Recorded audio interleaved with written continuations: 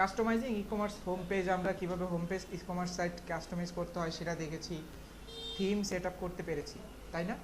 এখন আমাদের কাজ হলো adding product, slider customize, adding variable product, shipping method, payment gateway, coupon create, check out page edit. এই জিনিসগুলোর মধ্যে আমাদের এখন কয়েকটা জিনিস খুবই ইম্পর্টেন্ট।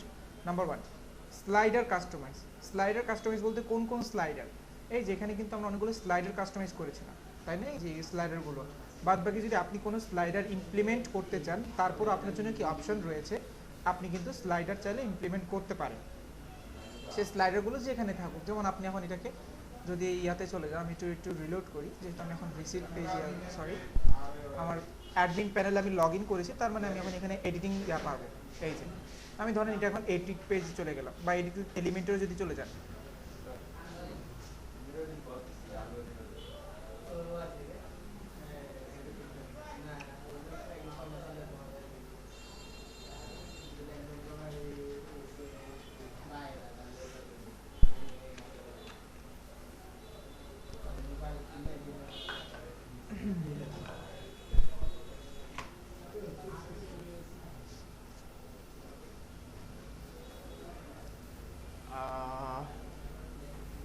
ওকে ওকে ধরেন আমি এখন কি করব, এই যে ফিচার প্রোডাক্টের আগে আমি একটা স্লাইডার নিব। জাস্ট আপনি এখানে একটা প্লাস প্রেস করেন,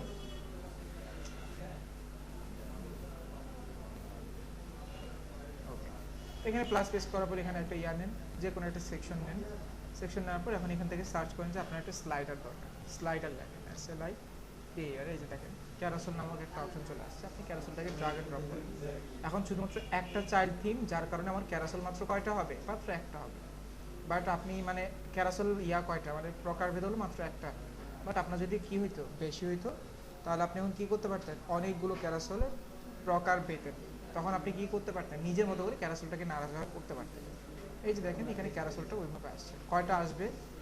থাম্বনেল ইমেজ আসবে, মানে ইমেজ সাইজ কেমন হবে, আমি ইমেজ সাইজকে ফুল করে দিলাম, এই ইমেজ সাইজ ফুল হয়ে গেছে। পরবর্তীতে স্লাইড টু শো কয়টা দেখাবো, আমি বললাম যে স্লাইড টু শো 3টা দেখাবেন না 2টা দেখাবেন, আপনি 2টা দিলে আরও বড় হয়ে যাবে, 3টা দেখালে 3টা হবে, 4টা দিলে 4টা, 5টা হলে 5টা। এরপরে স্লাইড টু স্ক্রল কয়টা হয়, বললাম যে একটার বেশি স্লাইড টু স্ক্রল করবে না। ইমেজ স্ট্রেচিং করবে কি করবে না? করবে না। তাহলে এই যে দেখেন আপনি কিন্তু অলরেডি কি হয়ে গেছেন, ক্যারাসেল ইউজ করে ফেলছেন। তো এগুলোকে আপনি চাইলে আরও কাস্টমাইজ করতে পারেন। যেমন এখানে আপনি কি ডট লাগবে কিনা, বলুন যে শুধু অ্যারোস লাগবে, শুধুমাত্র এই যে ডান পাশে বাম পাশে যাওয়ার জন্য অ্যারোস চলে, ডটে চলে গেছে।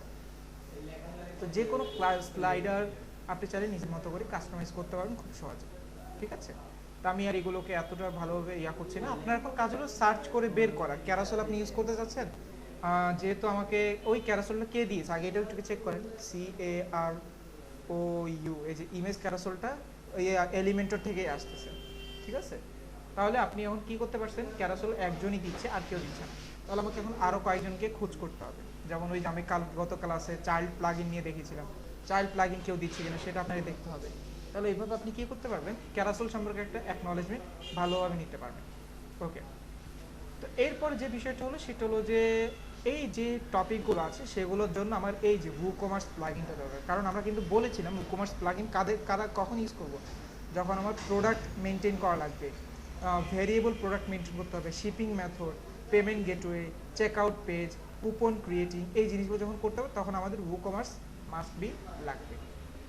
তো এখন WooCommerce ইনস্টল করতে গেলে এখন চলে যাব প্লাগইনসে, চলে যাই, অ্যাড নিউতে ক্লিক করলাম। অ্যাড নিতে ক্লিক করলে এখানে আপনি এখন লেখেন কি WooCommerce, WOOCO, এই যে WooCommerce, ঠিক আছে? অলরেডি আমার এই যে এই থিমে ইনস্টল করা আছে। এখন কথা হলো এই থিমে ইনস্টল করা আছে মানে কি, আমি তো কোনো কাজ করিনি। গত ক্লাসে তো আমি জাস্ট কি করছি, পেজ এডিটর বা ওই যে ই-কমার্স সাইট ইনস্টল করছি, সাথে সাথে WooCommerce চলে আসছে। এটা অটোমেটিক্যালি আসছে, বাট আপনি যখন একটা ম্যানুয়ালি ডিজাইন করবেন তখন আপনার WooCommerce কি হবে, ম্যানুয়ালি কাজ করবে, ঠিক আছে? তো আমি এখন WooCommerce যেহেতু অ্যাক্টিভেট করা আছে, আমি এখন WooCommerce-এর এই যে এখান থেকে চলে যাব। তো WooCommerce-এর সেটআপ ও প্যানেলও আছে, দেখি আগে WooCommerce সেটআপ প্যানেলটা কোথায়।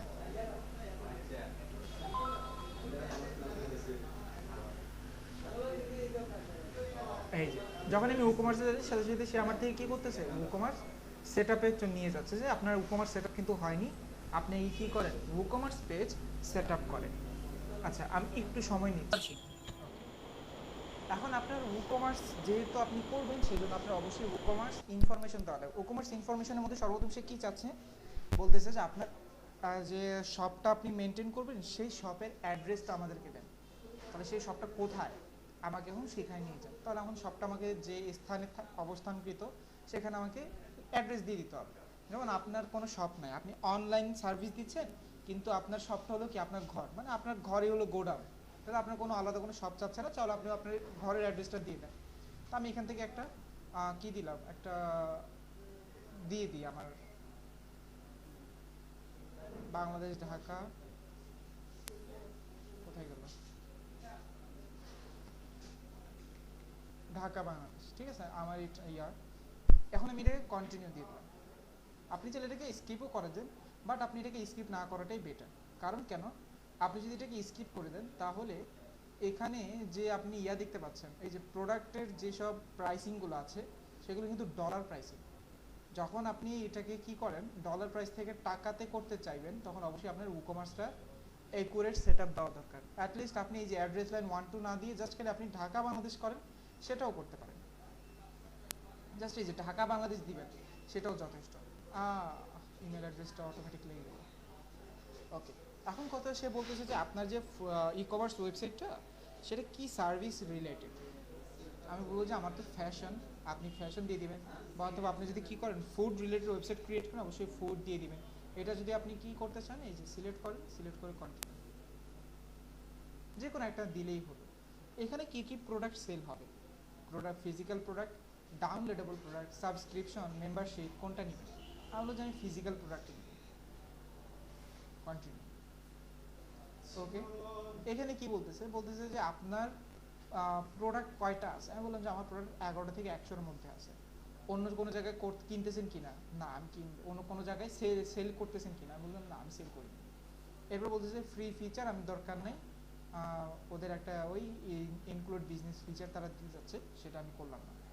এখন ই-কমার্স আপনার কাছ থেকে একটা চাচ্ছে, অপশন চাচ্ছে, যে বলতেছে যে আপনি তো অলরেডি অ্যাস্ট্রা থিম ইউজ করতেছেন, এটা আমরা জানি, কিন্তু আপনি কি অন্য কোনো থিমের একটা কি নিতে চান কিনা, একটা অন্য থিমের সুঘ্রাণ বা অন্য থিমের একটা ঘ্রাণ নিতে চাচ্ছেন কিনা, বা অন্য থিম চুজ করতে চান কিনা, সে কিছু অপশন দিবে। কিন্তু বেশি এখানে সবগুলো অপশনই কি তাদের নিজেদেরই, ঠিক আছে। ফ্রি থিম থেকে আপনি কি করতে পারেন, ফ্রি থিমের ইয়াগুলো দেখতে পারেন যেগুলো ফ্রি, বাট আপনার যেটা অলরেডি দেওয়া করা আছে, কাস্টমাইজ করা আছে, আপনি সেটাতে অ্যাক্টিভেট করবেন। তাহলে আমি যে continue with my activate theme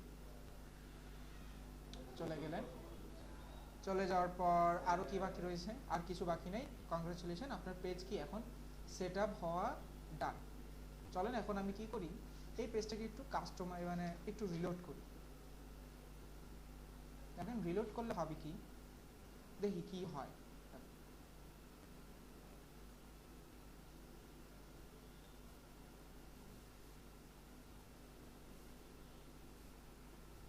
একটা জিনিস খেয়াল করেন তো, আপনার সেই ডলারটা এখন কিসে পরিণত হয়ে গেছে, টাকাতে পরিণত হয়ে গেছে, শুধুমাত্র আপনি ই-কমার্সটা ঠিকঠাক মতো সেট আপ দেওয়ার কারণে, ঠিক আছে। এরপরে বলতেছে যে ই-কমার্সে আপনি আরও কি কি দিতে চাচ্ছেন সেগুলো দিতে পারেন। Payment method, tax rate, get more sale, personal your store, এগুলো যদি দেন তারা বলতেছে আরেকটু ইমপ্রুভমেন্ট হবে, বাট আমার এখানে এত খেয়াল করার দরকার নাই। ই-কমার্স ইনস্টল মানে ই-কমার্স কীভাবে কাজ করে এটা করা ডান। চলেন এখন আমি কি করব, একটা প্রোডাক্ট লঞ্চ করব। এগুলো তো সব কিসের প্রোডাক্ট, মানে আমার এই যে ডেমো প্রোডাক্ট। আমি আমার একটা রিয়েল টাইম প্রোডাক্ট কি করব এখন আপডেট করব। সেটা কিভাবে করব, সেটা করার জন্য আমি daraz.com থেকে একটা প্রোডাক্ট নিয়ে আসি।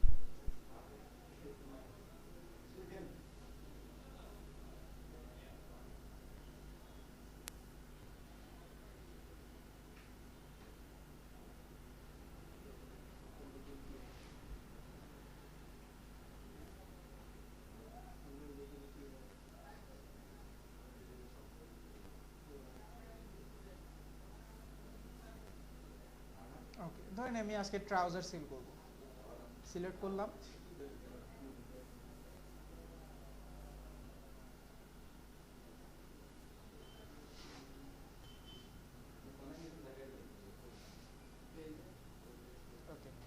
এই যে একটা ট্রাউজার আছে, ট্রাউজারের পিকচার আছে, পিকচারটা আমার ডাউনলোড করা উচিত।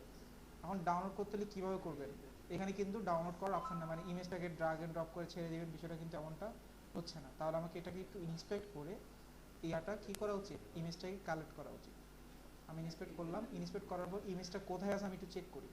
আমি এখান থেকে নিচ্ছি, তো আপনাদের তো এখান থেকে না ইম্পর্টেন্ট না, আপনারা কী করতে নেবেন, ওই যে গুগল জিমেল থেকে নিয়ে নেবেন, গুগল অনলাইন থেকে নিয়ে নিলেই হবে। এই যে তার একটা ইয়া দিয়েছে, জাস্ট খালি এটাকে এই যে ড্রাগ এন্ড ড্রপ করে এখানে ছেড়ে দেন, দেখবেন যে ইমেজটা রেডি। সেভ ইমেজেস আমি ডেস্কটপে রেখে দিই।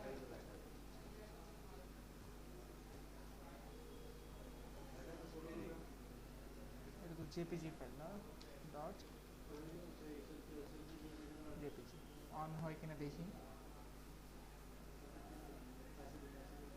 এই যে ইমেজ ডাউনলোড হয়ে গেছে, একটা ইমেজের দরকার ছিল, ইমেজ পেয়ে গেছি। এরপর কি কাজ, এরপর হলো ইয়া কাজ, এই যে হেডলাইনের কাজ।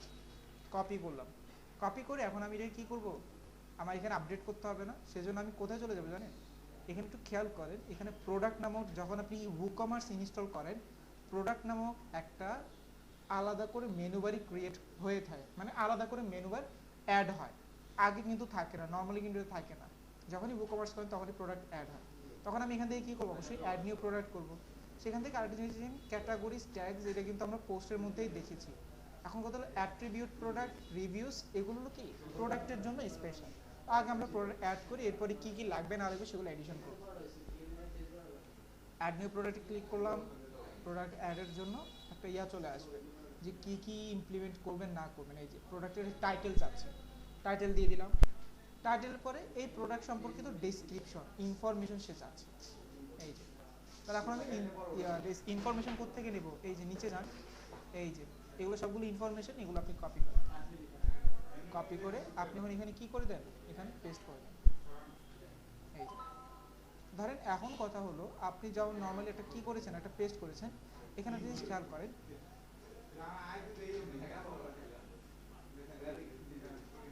এখানে যখন আপনি একটা প্রোডাক্ট দেখেন তখন প্রোডাক্টের নিচে কিন্তু ভালো একটা ডেসক্রিপশন আছে, পাশাপাশি এখানেও কিন্তু কিছু রিভিউ আছে, এটাকে বলা হয় শর্ট রিভিউ, এবং এটা ওয়ার্ডপ্রেসের ভাষায় এটাকে বলা হয় শর্ট ডেসক্রিপশন। এখন এই শর্ট ডেসক্রিপশন কোথায় আছে, এই যেটা হলো কি লং ডেসক্রিপশন, একটু নিচে দেখেন, এই যে আরেকটা বক্স আছে প্রোডাক্ট শর্ট ডেসক্রিপশন। আপনি অবশ্যই সেখান থেকে কী করবেন, 2-3 লাইন নিয়ে নেবেন। এই যেমন এই যে এই 3 লাইনে নিয়ে নিলাম, ঠিক আছে, নিয়ে আমি এখানেও প্রোডাক্ট হিসাবে তাকে দিয়ে দেব। ওকে ডান। তো প্রোডাক্ট আনা শেষ, এখন প্রোডাক্টের ইনফরমেশন আনা শুরু, মানে প্রোডাক্টের হেডলাইন টাইটেল নিয়ে আসছি, আবার ডেসক্রিপশন নিয়ে আসছি। ডান পাশ থেকে শুরু করি আমরা। হ্যাঁ, সর্বপ্রথম এখানে আছে পাবলিশিং এরিয়া আর কি। যখন আপনি এটাকে পাবলিশ করবেন তখন এটা কি ড্রাফটে যাবে, কিসে যাবে, ভিজিবিলিটি কি সবার কাছে দেখাবেন নাকি না এটা অন্য কিছু করবেন, পরবর্তীতে এটার পর কি পাবলিশ ইমিডিয়েট করবেন নাকি না স্ক্যাজুয়াল করে দিবেন।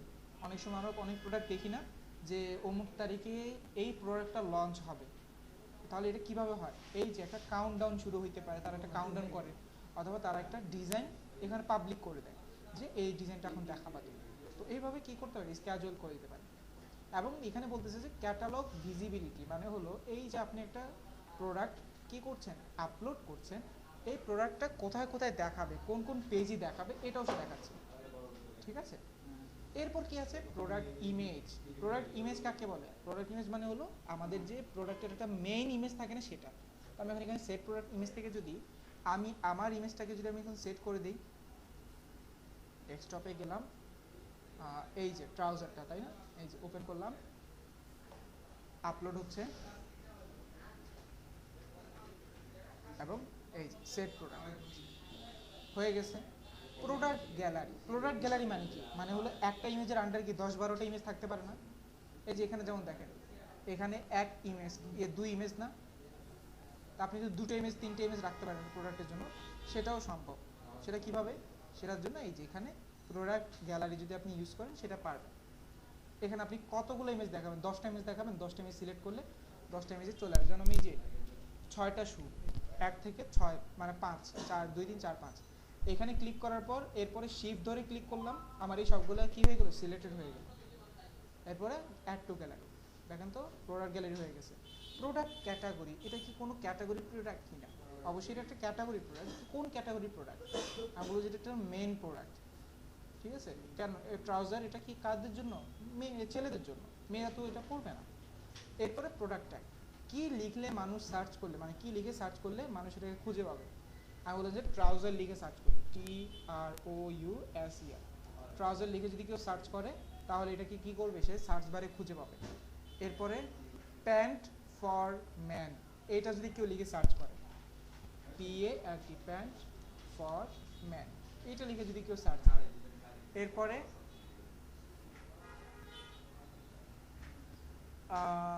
মিক্সড কটন ট্রাউজার, এটাও একটা কি হইতে পারে, আমার কিওয়ার্ড হইতে পারে, মানুষ এগুলো লিখে সার্চ করতেই পারে। তিনটা হয়ে গেছে, যথেষ্ট।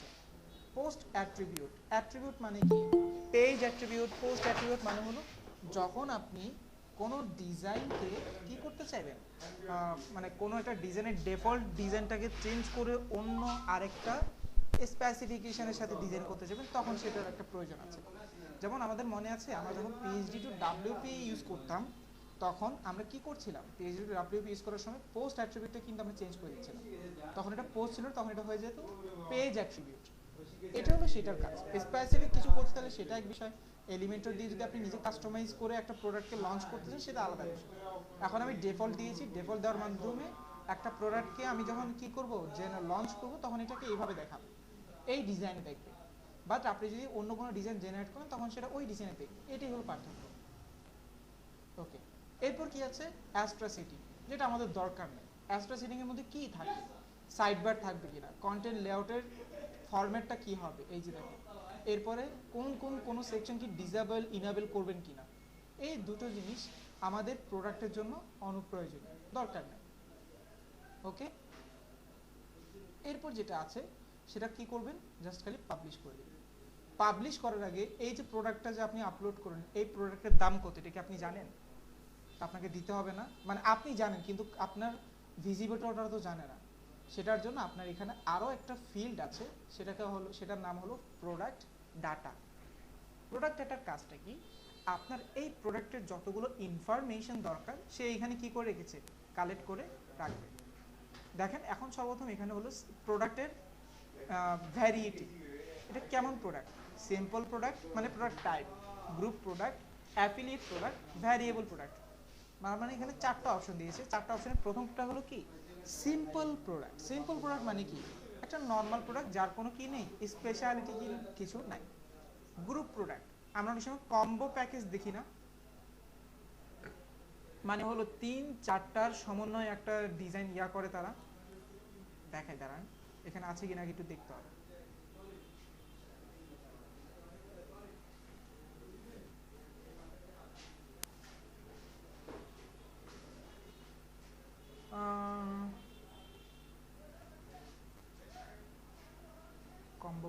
কম্বো প্রোডাক্ট এই যে দেখেন, ফর এক্সাম্পল এই যে মেকআপ কম্বো সেট, মানে এক অফারে 6 থেকে 7টা প্রোডাক্ট একসাথে।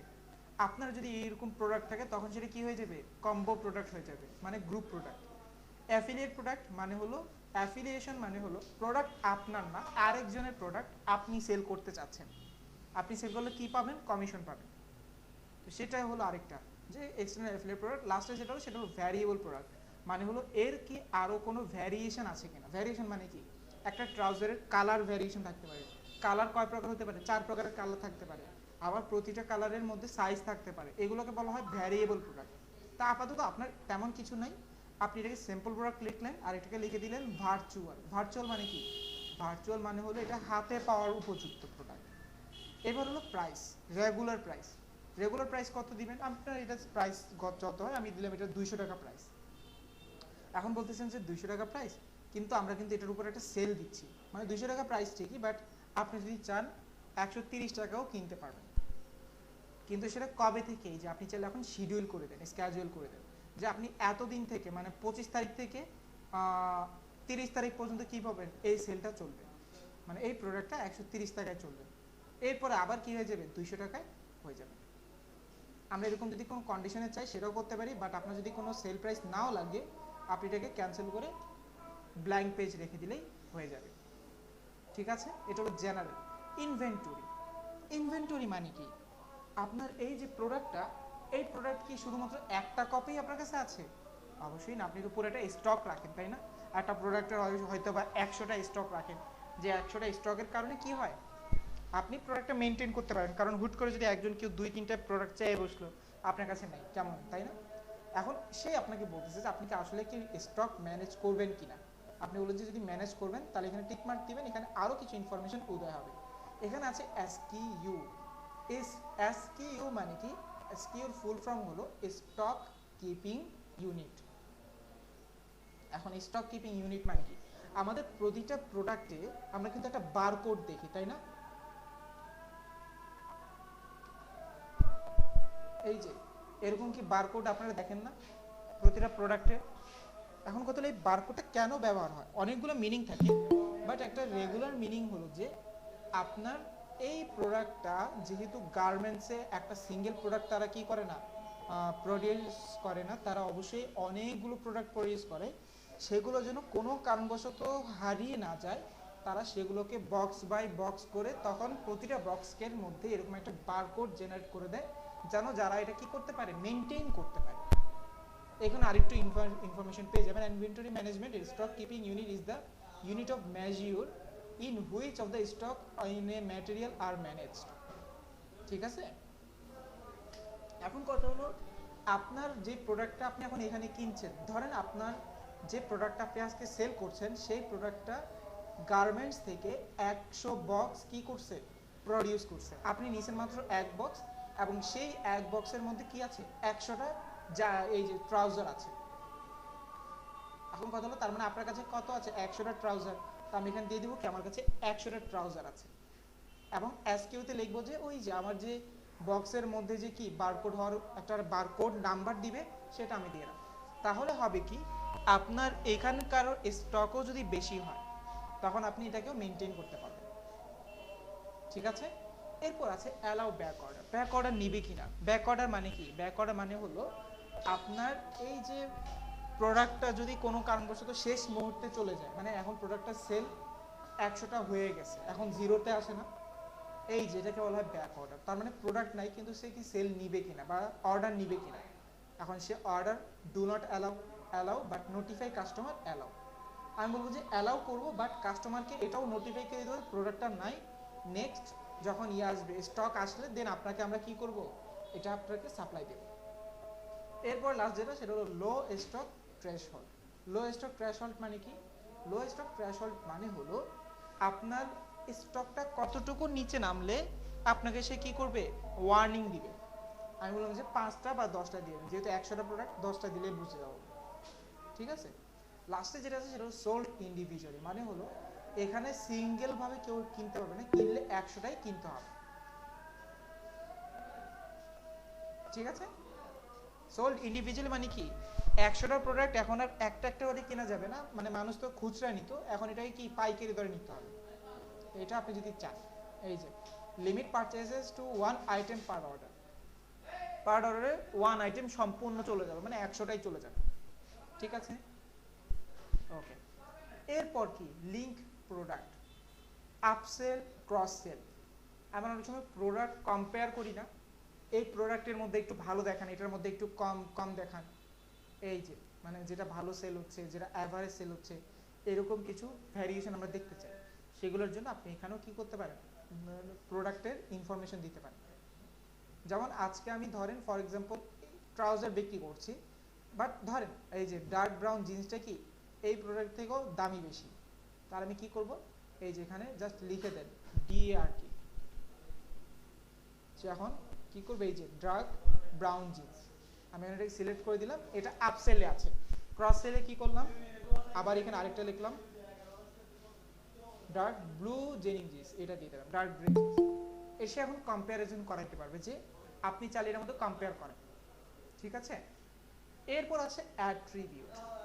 অ্যাট্রিবিউট কাদের জন্য? অ্যাট্রিবিউট তাদের জন্য যাদের প্রোডাক্টের মাল্টিপল প্রকারভেদ থাকে, মানে একটা মাত্র প্রোডাক্ট কিন্তু ওই প্রোডাক্টের মধ্যে সে আবার কি সেল করে, সে ওই যে ট্রাউজারের মধ্যে সাদা ট্রাউজারও আছে, কালো ট্রাউজার আছে, ব্রাউন বাদামি ট্রাউজারও আছে, এগুলো সেল করছে, আবার সাইজের মধ্যে তফাৎ আছে, এগুলোকে অ্যাট্রিবিউশন বলা হয়। তো এটা আমাদের জন্য দরকার নেই। এরপর আছে অ্যাডভান্স। পারচেজ করার সময় কোনো নোট তাদেরকে দিবেন কিনা, পারচেজ করার সময় বলবেন যে ভাই এটা নিয়ে রিভিউ দেন, বা আপনি এটা নিয়ে কেমন রিভিউ দিবেন, কেমন আপনি ইউজ করছেন সেগুলো ইনফরমেশন শেয়ার করেন, বা যে কোনো নোট আপনি দিতে চান কিনা সেটা। মেনু অর্ডার, মেনু অর্ডার মানে কি, কাস্টম অর্ডারিং পজিশন, কেউ কি কোনো কাস্টম অর্ডার করতে পারবে কিনা। ধরেন ফর এক্সাম্পল এটাকে মেনু অর্ডারের কাস্টম অর্ডারিং পজিশন, সেটা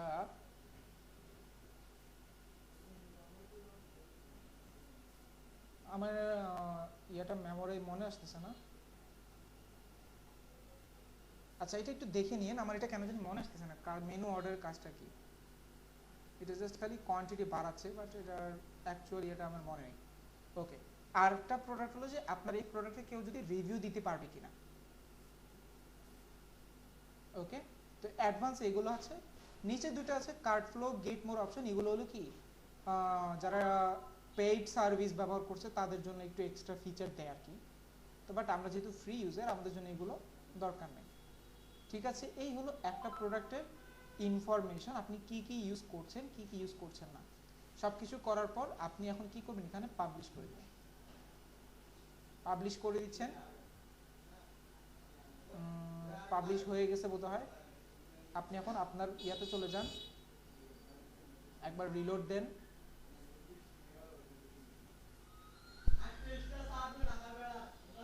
ওকে, প্রোডাক্টটা কিন্তু এখানে আসবে না, কারণ এগুলো হলো ফিচার প্রোডাক্ট, এটা আবার আলাদা সেটিং।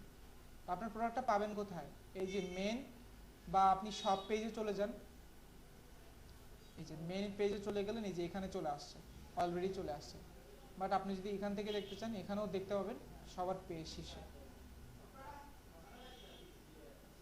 এই যে, ঠিক আছে।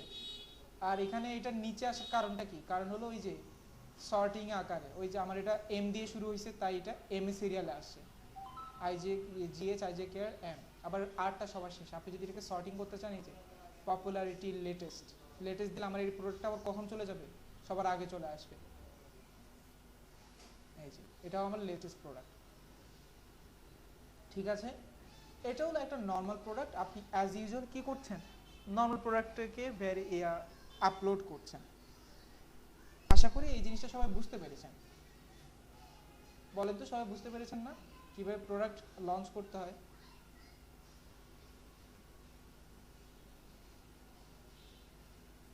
আমাকে শুনতে পাচ্ছেন সবাই?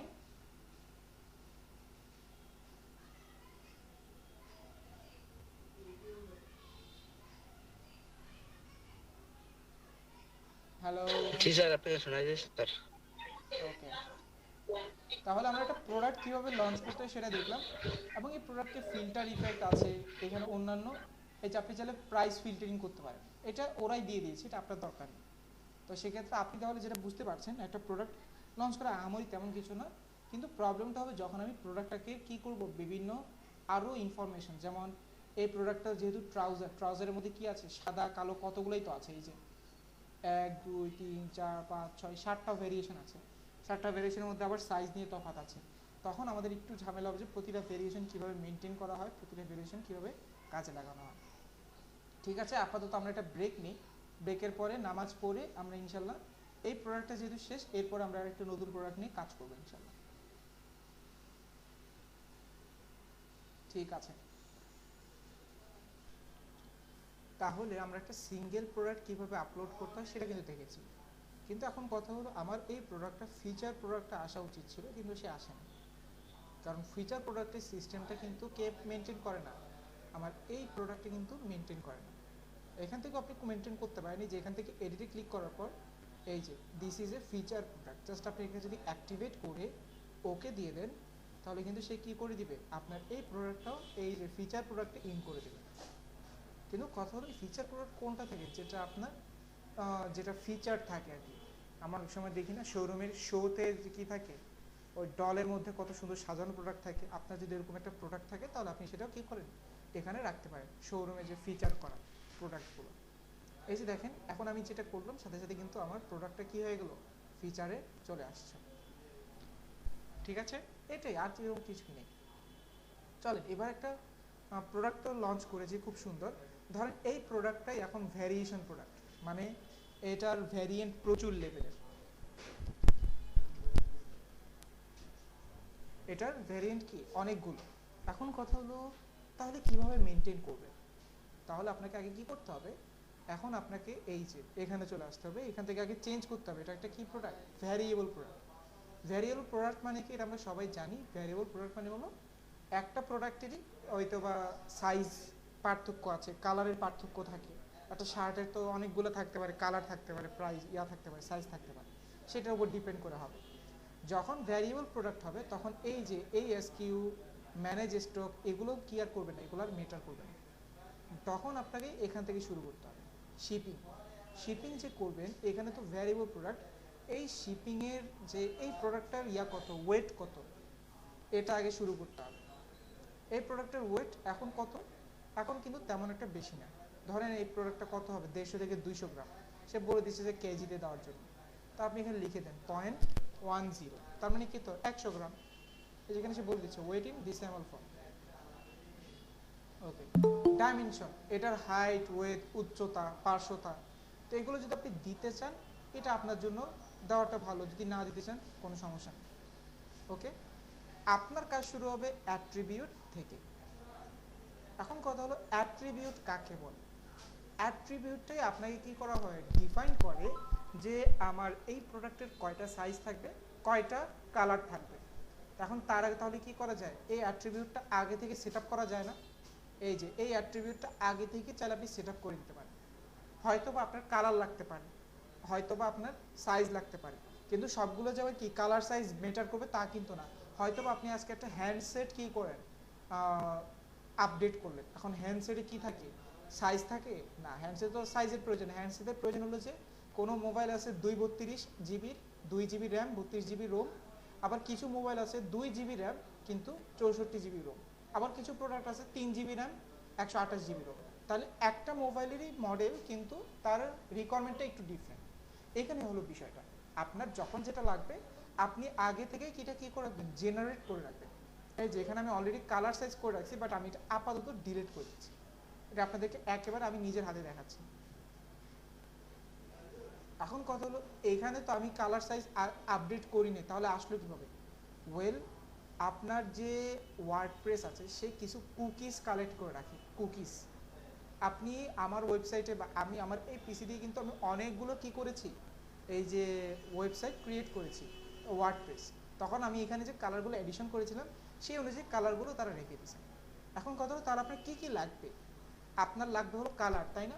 তো আপনি এখান থেকে কালার দিয়ে দেন, এই যে অ্যাড নিউ অ্যাট্রিবিউট কালার, ঠিক আছে? তো এখান থেকে আরও অনেক কিছু চাইবে, এগুলো দরকারই নেই, জাস্ট খালি আপনি কালার নেমটা দিয়ে আপনি এখন এখানে অ্যাড অ্যাট্রিবিউট করে দেন।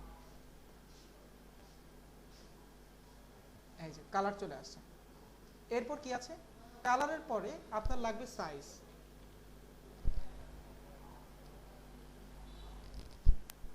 সেম টু সেম, আপনার যখন ওই মোবাইল আনবেন, র্যাম প্রসেসর একটা ডিফাইন দেখাইতে হবে, ডিভাইড দেখাইতে হবে, তখন আপনি কি নেবেন, কনফিগারেশন, ঠিক আছে? তো আমি এখন কি করলাম, কালার সাইজটা নিয়ে কাজ করতে যাচ্ছি। এখন কালার আসছে, সাইজ আসছে, এখন কালারের ভিতরে যে আমি আর কালার অ্যাড করবো সেটা কোথায়, এই যে কনফিগার টার্মস, এখানে জাস্ট কনফিগারে ক্লিক করেন। আপনার এই প্রোডাক্টের মধ্যে আরও কি কি কাস্টম থাকবে, মানে কি কালার আপনি রাখতে চান সেটা আপনি এখন এখানে রাখতে পারবেন। এই যে add new colour, colour name দিতে বলতেছে। আমি হচ্ছে কালার নেম কী দিব, ধরেন কালার নেম অ্যাজ ইউজুয়াল কয়েকটা তো খুবই কমন থাকে, ব্ল্যাক, অ্যাড নিউ কালার। পরে কি থাকে, এই যে দেখেন ব্ল্যাক কিন্তু চলে আসছে, এরপর থাকে হোয়াইট, এরপরে নেভি ব্লু। জি, কেউ কিছু বলবেন?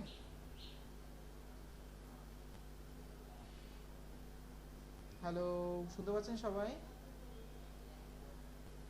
হ্যাঁ স্যার, শোনা যাচ্ছে। ওকে, তো আপনি এখানে কি, স্যার আছে স্যার। হ্যাঁ নেভি ব্লুটা দিয়ে দিলাম, অ্যাড নিউতে দিলাম, নেভি ব্লু অ্যাড হয়ে গেলো। আরও কি কি দেন, যা যা লাগে আর কি। দেখি তো এটার এটার কয়টা প্রোডাক্ট, এটা কালার কালার আছে, প্রোডাক্টটা কোথায়, ট্রাউজার, কালো, সাদা, এবং মিক্সড নাকি কালো সাদার মিক্সের একটা কালার আছে, গ্রে কালার লাইট গ্রে আছে, নেভি ব্লু দিয়েছি, ধরেন লাইট গ্রে,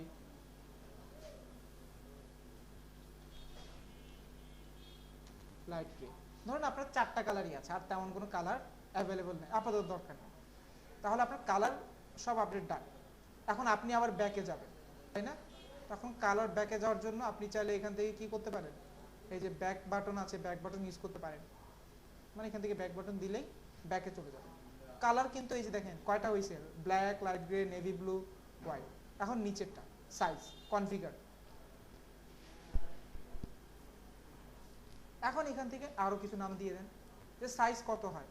সাইজ আমাদের হয় maybe medium, large, extra large, extra extra large, তাই না? মিডিয়াম এম দিলেই কিন্তু আমরা মিডিয়াম সাইজ ধরতে পারি, বাট তারপর আপনি যদি চান মিডিয়াম, MEDIUM, মিডিয়াম, বাট আপনি আরেকটু ডিফাইন করতে চাচ্ছেন, তাহলে মিডিয়ামের অ্যাকচুয়াল ইঞ্চি কত, কত ইঞ্চির কোমর হইলে এটা মানাবে, এটাও কল করে দিতে পারে, ঠিক আছে? বাট ওই যে short signal M size medium, পরে হলো লার্জ এল,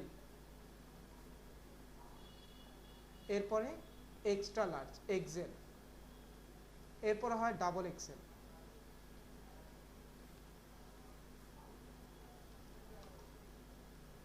ধরেন এই 4টাই আছে। এখন কথা হলো আপনার যতগুলো এখন প্রোডাক্ট করেছেন, লঞ্চ করেছেন, অল ডান, আপনি এখন এটা কেটে দেন। এখন কথা হলো আপনি এই প্রোডাক্টটা এখন আপডেট করবেন, আপডেট করার পর যেহেতু আপনি অন্য আরেকটা পেজে কি করছেন, কিছু কাস্টমাইজ করছেন, যেটা কিন্তু অবশ্যই রিলোড দিতে হবে, যদিও রিলোড হয়ে গেছে। এখন আপনি নিচে গিয়ে এখন কি করবেন, প্রোডাক্ট ডাটা ভ্যারিয়েবল যখন হবে, অ্যাট্রিবিউটে গিয়ে এই যে প্রোডাক্ট ডাটা, আচ্ছা আপলোড হচ্ছে, দাঁড়া 1 মিনিট, স্যাম্পল প্রোডাক্ট না ভ্যারিয়েবল প্রোডাক্ট, এরপরে অ্যাট্রিবিউটে যাবেন, অ্যাট্রিবিউটে কি, এই যে আপনার এখন এটার মধ্যে কি মেজারমেন্ট করতে হবে, কালারের মেজারমেন্ট করতে হবে, কালার অ্যাড করে দেন। এই যে আবার সিলেক্ট আইটেমের মধ্যে কি করতে হবে, আপনার কোন কোন কালার লাগবে, আমি সিলেক্ট অল করে দিলাম, বললাম যে আমার সবগুলারই কালার আছে, ঠিক আছে, সেভ করে দেন। বাট আরেকটা দেন সাইজ, সাইজটাকে ধরে অ্যাড। এখন সাইজের মধ্যে কি সেম সাইজ, কি সবগুলো লাগবে, সবগুলোই লাগবে, তাহলে আমি এখন এই যে এখানে সিলেক্ট অল, এখন এটাকে আমি সেভ করে দেব, ঠিক আছে? যখন আমি সেভ করে দিলাম দেখেন কালারও আসছে, সাইজও আসছে। আপনার যদি আবার কোনো কিছু কাস্টমাইজ করার প্রয়োজন পড়ে, এই যে ড্রপ ডাউন আছে, এখান থেকে ধরে ধরে আপনি চাইলে কালারও কি করতে পারেন, কাজ করাইতে পারবেন। কি করলাম, ওকে। এখন ভ্যারিয়েশন, ভ্যারিয়েশন মানে কি, ভ্যারিয়েশন মানে হলো এদেরকে এখন কি করবেন, ক্রস ম্যাচিং করাবেন। ক্রস ম্যাচিং মানে কি, এই যে সাইজ, এখন এই সাইজটা কি কালারের, ব্ল্যাক কালারের লার্জ সাইজ থাকতে পারে না, ব্ল্যাক কালারের তো মিডিয়াম সাইজ থাকতে পারে, ব্ল্যাক কালারের এক্সেল সাইজ থাকতে পারে, ব্ল্যাক কালারের ডাবল এক্সেল সাইজও থাকতে পারে। এখন এটার জন্য আমরা কি করব, এই যে ইউজড ফর ভ্যারিয়েশনটাকে অ্যাক্টিভেট করব, দোনোটাকে অ্যাক্টিভেট করার পর জাস্ট এখন সেভ অ্যাট্রিবিউট, এই যে সেভ হয়ে গেছে। এখন ভ্যারিয়েশনে যান, ভ্যারিয়েশনে যাওয়ার পর এখন কি বলতেছে, before you can add a variation you need to add, এই যে যখন আমি ওইখানে ভ্যারিয়েশন অ্যাড করলাম, এখানে এখন ভ্যারিয়েশন চলে আসলো। আমি বলবো যে যতগুলো ভ্যারিয়েশন তুমি পেয়েছো সবগুলোকে তুমি কি করো, এখন ক্রস ম্যাচিং করো, এই যে এখন সে ক্রস ম্যাচিং করিয়ে সে এখন কি করবে, একটা ইয়াতে চলে আসবে, মান বন্টন চলে আসবে। সে বলতেছে যে 16টা ভ্যারিয়েশন সে পাইছে, যেহেতু আমার 4 প্রোডাক্ট, 4 কালার, 4 সাইজ, তাহলে আমার সেই অনুপাতে আসছে কয়টা, 16টা, 4 4 16। এই যে দেখেন ব্ল্যাক কালারের 4টা, লাইট গ্রে কালারের 4টা, নেভি ব্লুর 4টা, হোয়াইট কালারের 4টা। আমি এখন কি করব, এখন আমার কথা হলো ব্ল্যাক কালারের লার্জ যেটা সেটা একটু সেল ভালো, আবার মিডিয়াম যেটা সেটা সেলটা একটু কম, সেই অনুপাতে আমি কি করছি, আমার প্রোডাক্টগুলো আমি ওইভাবে জেনারেট করছি। লার্জ স্ক্রিন যেগুলো, সেগুলোর আমি প্রোডাক্টগুলোর নাম ভালো রাখছি, মানে একটু প্রোডাক্টের স্টক বেশি নিছি, যেগুলো মিডিয়াম সেগুলোর স্টক একটু কম রাখছি। তাহলে এখন আমার কি প্রতিটার আলাদা আলাদা স্টক মেনটেন করতে হবে না। এখন আমি কি করব, এই যে এখানে ক্লিক করব, এখানে ক্লিক করার পর এই যে দেখেন, এই যে মানে এই যে এই ইয়াটাতে টিক মার্কে ক্লিক করার পর এখানে দেখেন সবগুলার আলাদা আলাদা একটা স্টকের আপডেট চলে আসতেছে। যেমন এখানে বলতেছে যে আপনি কি এটা তো একটা ভার্চুয়াল প্রোডাক্ট, এটা কি স্টক ম্যানেজ করবেন কিনা, আমি যখন লিখলাম সাথে সাথে দেখেন স্টক কোয়ান্টিটি ব্যাক অর্ডারের আলাদা একটা অপশন সে রেখে দিয়েছে। বললাম যে ব্ল্যাক কালারের লার্জ, তার মানে ব্ল্যাক ট্রাউজার বেশি সেল হয়। আমি কি করলাম, ব্ল্যাক ট্রাউজারের সেলের দাম বাড়াই দিলাম 280 টাকা। এটার কোনো সেল নাই। স্টক কোয়ান্টিটি এটা সেল ভালো, আমি 30টা স্টকে বা 40টা স্টকে রাখলাম, অ্যালাউ করব, বাট কাস্টমারকে নোটিফাই করে লো স্টক 5টা হলে তুমি আমাকে জানান দিবা। এই যে দেখেন একটা প্রোডাক্টের কি করে ফেলছেন আপনি, অলরেডি স্টক তৈরি করে ফেলছেন। এটাকে মিনিমাইজ করে এখন 2 নাম্বারটা মিডিয়াম, ভার্চুয়াল প্রোডাক্ট ম্যানেজ করবেন কিনা। এখন প্রাইস ব্ল্যাক কালারের মিডিয়াম এত সেল হয় না, চলেন 280 থাকলো, কিন্তু একটু সেল করে মানে সেল প্রাইসে 240 দিয়ে দিলাম, ঠিক আছে। স্টক কোয়ান্টিটি মানুষ তো বেশি কিনবেন এটা আমি জানি, 20টা দিয়ে দিলাম, allow but notify customer. Two store wide threshold, low stock কয়টা আসলে তুমি আমাকে জানান দেবে, 4টা। এই যে 2জন শেষ। এরকম করে এখন ধরে ধরে সবগুলোকে কি করতে হবে, আপডেট করে দিতে হবে। এক্সেলও সেল ভালো থাকে, তাহলে ভার্চুয়াল ম্যানেজ স্টকটাকে অ্যাক্টিভেট করে আমি কি করলাম, এটাকে 280 বানাই দিলাম। এটার কোনো সেল প্রাইস নাই। স্টক কোয়ান্টিটি 50, ব্যাক অর্ডার নিবা, কাস্টমারকে জানাবা, 5টা হলে আমাকে জানাবা, শেষ।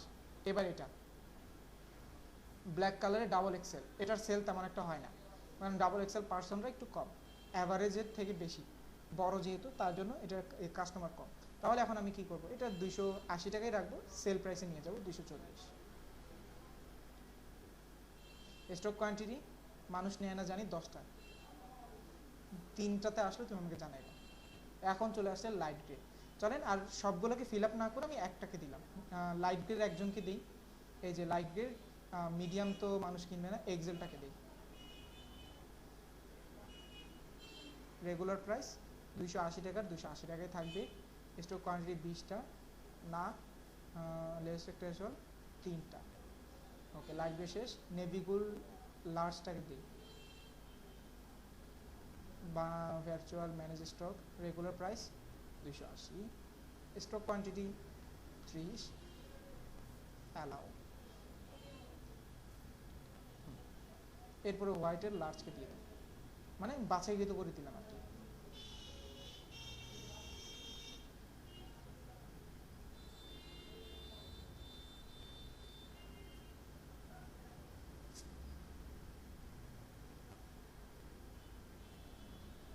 ঠিক আছে, আর দরকার নেই। তাহলে আমার এই যে এখানে যতগুলো আমি কাস্টমাইজ করলাম, জাস্ট এখন খালি সেভ করে দিই। সেভ করে দিলে আমি যেখানে যতগুলো কাস্টমাইজ করছি সবগুলোকে সে এখন কি করে নিছে, এখন সেভ করে নিছে। এই যে ভেরিয়েশন, ঠিক আছে। এখানে সে দেখেন একটা কথা বলতেছে যে 9টা ভেরিয়েশনের মধ্যে আমি কোনো কি দিই নেই, প্রাইস দিই নেই, যার কারণে এইগুলো কি দেখাবে না, প্রাইসেস দেখাবে না কিন্তু স্টোরে। ঠিক আছে, কোনো সমস্যা নেই, তুমি প্রাইস দেখানো না, কারণ এগুলো আউট অফ স্টকই থাকবে। ঠিক আছে, এরপর আর কোনো দরকার নেই, এতটুকুই হলো আমার পার্থক্য। আপডেট করে দিলাম, এখন আপনি এই প্রোডাক্টটা কিনতে চান,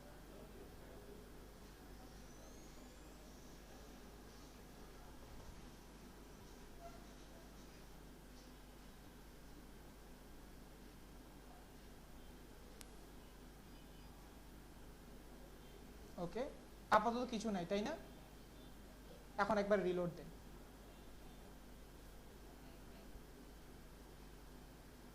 আচ্ছা এখনো আসে নাই, কারণ এটা এখনো লোড নিচ্ছে। এটা কমপ্লিট সেভ হোক। এই যে ভিউ প্রোডাক্টে গেলে দেখতে পারতাম।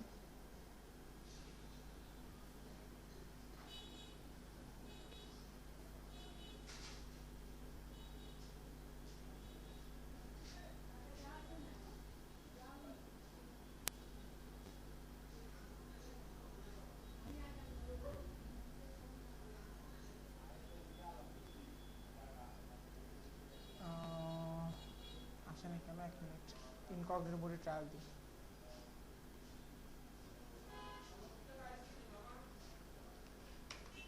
এটা অনেক সময় ওই যে মনে করেন যে হিস্টোরি বার ধরে রাখে, তো তার জন্য প্রবলেম করে বোধ হয়।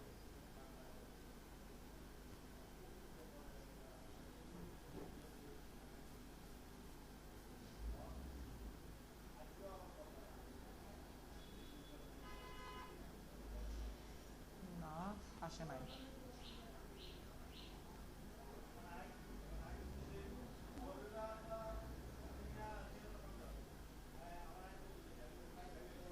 আমরা ঠিক প্রোডাক্টটাই দিছি না।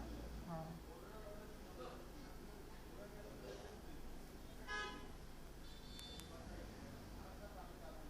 চলুন প্রোডাক্টটা একবার দেখি। বুঝলাম না এটা বারবার ক্যান্সেল করছিল।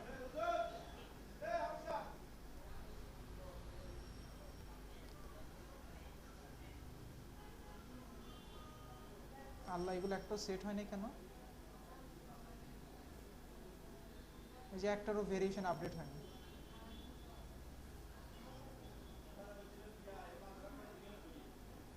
বুঝলাম না।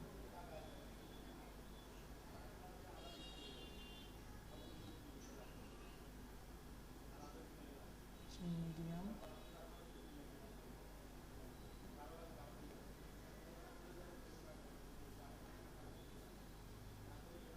কিছু কাইটা দিই।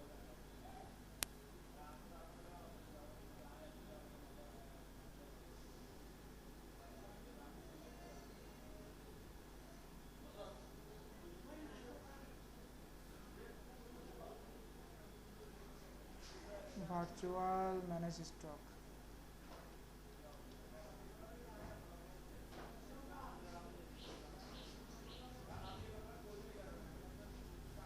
আচ্ছা, একটা প্রোডাক্টই দিই।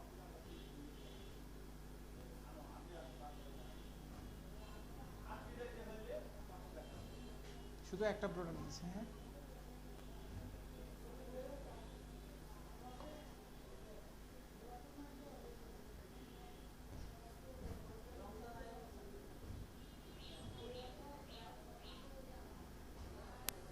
চলুন আমি চেক করি তো কি অবস্থা।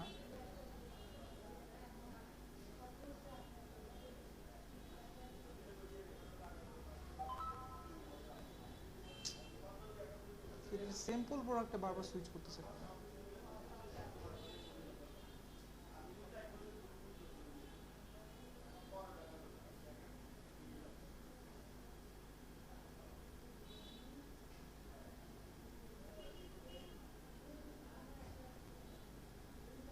আবার চলে গেল।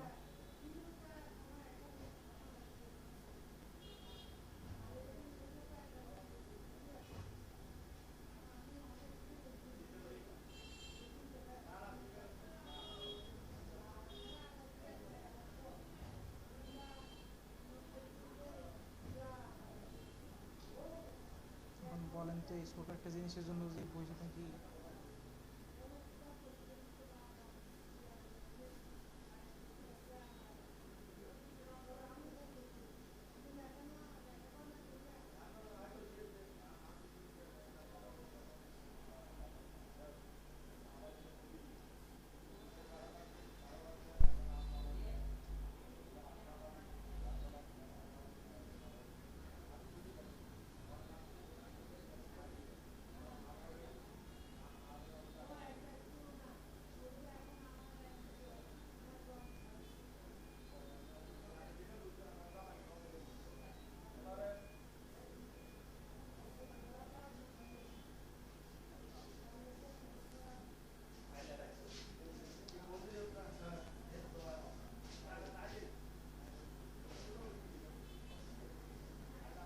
ও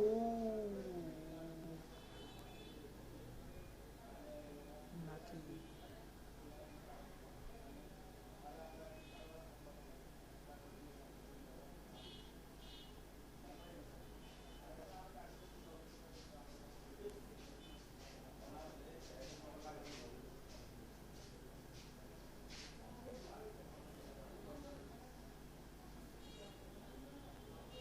না, এটা মেবি ইয়া করতে হবে,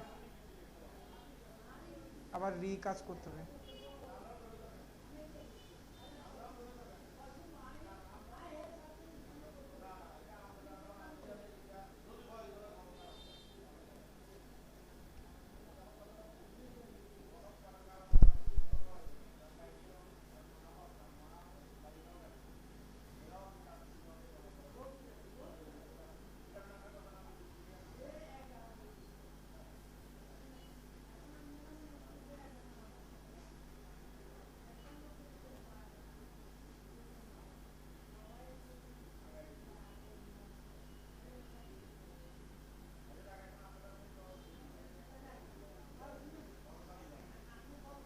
না স্যার, এটা আবার নতুন করে আপডেট করতে হবে, মানে নতুন করে জেনারেট করতে হবে, এই যে নতুন প্রোডাক্ট জেনারেট করতে হবে। চলেন, বাট এটা করলে হয়ে যায়, ঠিক আছে।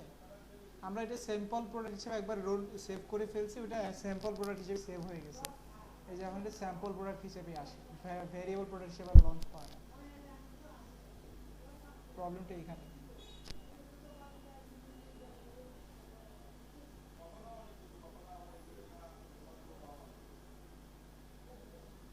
একটা ছোটখাটো চাইল্ড প্রোডাক্ট করে ফেলি।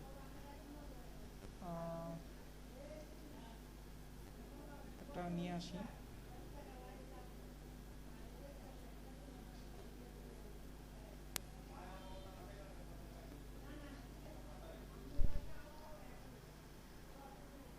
ঠিক আছে, এখানে তেমন কোনো ইনফরমেশন দিব না, জাস্ট খালি আমি এখন ভ্যারিয়েবল প্রোডাক্ট বানাবো এটা।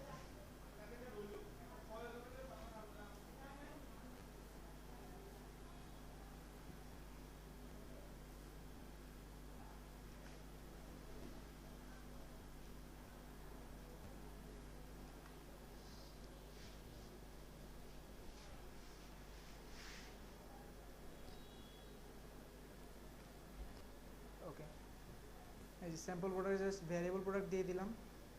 ভ্যারিয়েশন অ্যাট্রিবিউট আগে দিতে হবে, আর সাইজ, সাইজের মধ্যে সিলেক্ট অল, অল দেওয়া দরকার নেই, জাস্ট আমি দুইটা দিলাম, ইউজ ফর ভেরিয়েশন সেভ।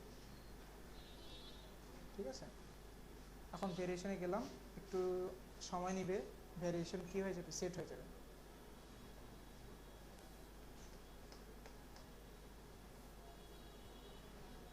এই যে আপডেট হয়ে গেছে, এই যে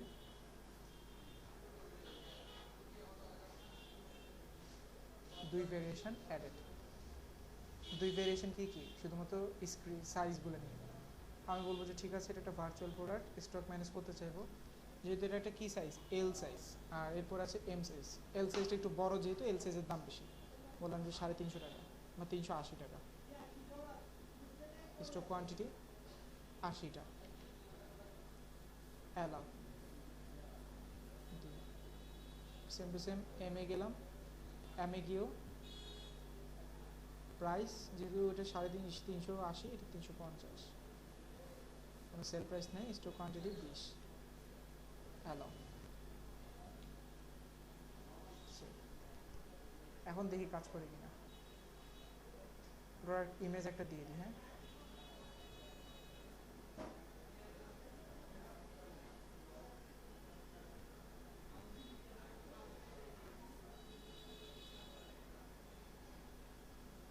ধরেন এই ব্ল্যাক হুডিতে,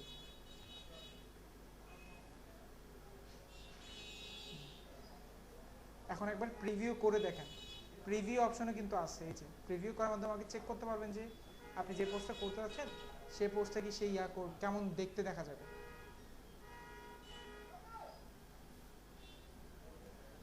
ফ্রি শিপিং আনক্যাটাগরাইজ, বুঝলাম না ভেরিয়েবল নিচ্ছে না কেন, ডিফল্ট এল।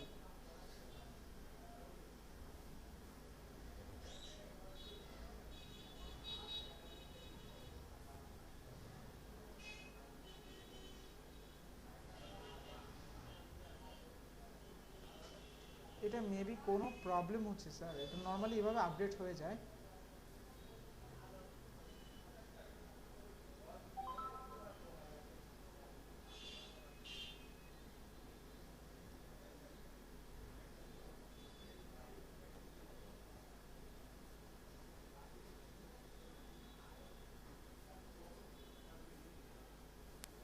দেখছেন আবার ক্যান্সেল হয়ে গেছে, এটা বারবার ছেড়ে দিচ্ছে।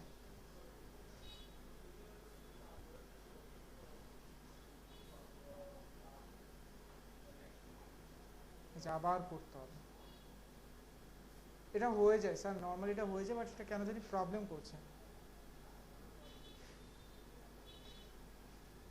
ঠিক আছে, এখন প্রবলেম সলভ করতে গেলে এখন আরেকটা দেখতে হবে।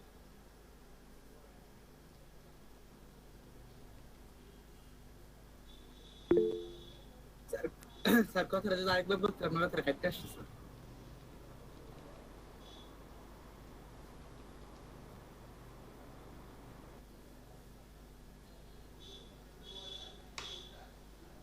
আচ্ছা নর্মালি এই যে ই-কমার্সের যে প্রবলেমটা হচ্ছে এটা হুট করে হচ্ছে আর কি, এটা কেন জানি এই যে to travel deactivate all plugin check if WooCommerce application are working again. এই যে এখন সবগুলো আবার একটু রিসার্চ করতে বলতেছে, বাট বাকি এটা হয়ে যায়, ঠিক আছে। আমি যে প্রবলেমটা ফেস করছি এটা আপনারা ফেস করবেন ইনশাল্লাহ।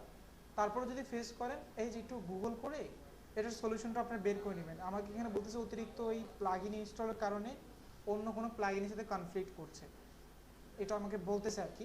বাট আপনি এটা চেক করে দেখে নেবেন যে কোনটা আসলে সমস্যা।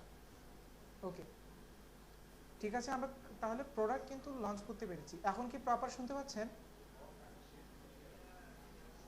জি স্যার। ওকে জি স্যার, জি স্যার। প্রোডাক্ট আমাদের আপলোড করা শেষ ফর এক্সাম্পল। এখন প্রোডাক্টের পরে কি আছে? এখন প্রোডাক্টের পরে সবথেকে প্রথম হলো WooCommerce, কারণ WooCommerce সম্পূর্ণ কাজটাই ভ্যারি করে আমাদের প্রোডাক্টের উপরে।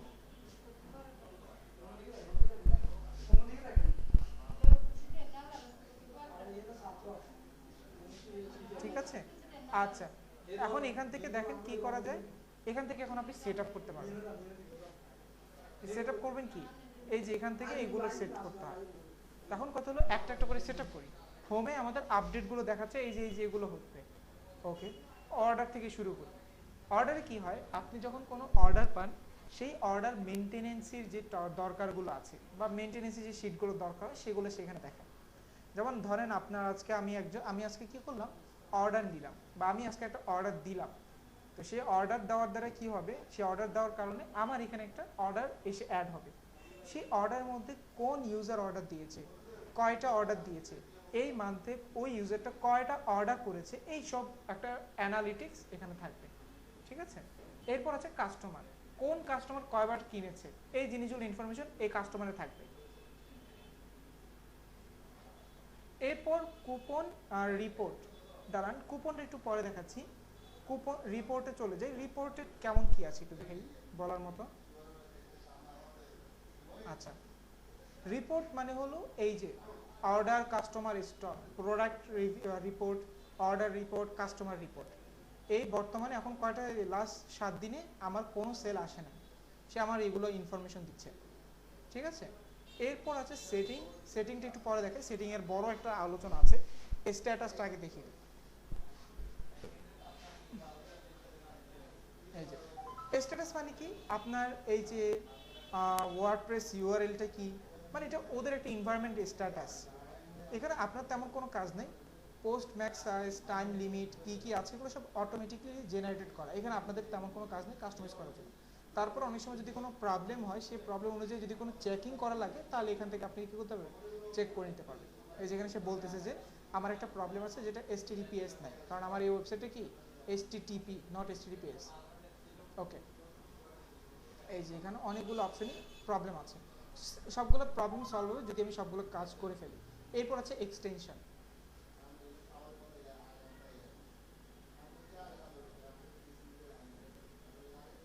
ওকে এক্সটেনশন বলতে ব্রাউজ এক্সটেনশনের মধ্যে কি আছে, অতিরিক্ত যদি এই যে ট্রাস্টপাইলট রিভিউজ, পিন্টারেস্ট ফর WooCommerce, এইসব মানে অতিরিক্ত সার্ভিস যদি আপনি ইনক্লুডেড করে যান তার জন্য আপনি এখান থেকে কী করতে পারেন, তাদেরগুলো ইউজ করতে পারেন। বাট আমাদের এগুলো কোনোটাই দরকার নাই। ভ্যারিয়েশন সোয়াচেস, কার্ট অ্যাবান্ডনমেন্ট, এগুলো আমাদের একটাও কি নেই, প্রয়োজন একটা নাই। এখন আমি চলে আসি কুপনে। কুপনের সর্ববেশি কাজটাই কি সবচেয়ে বেশি,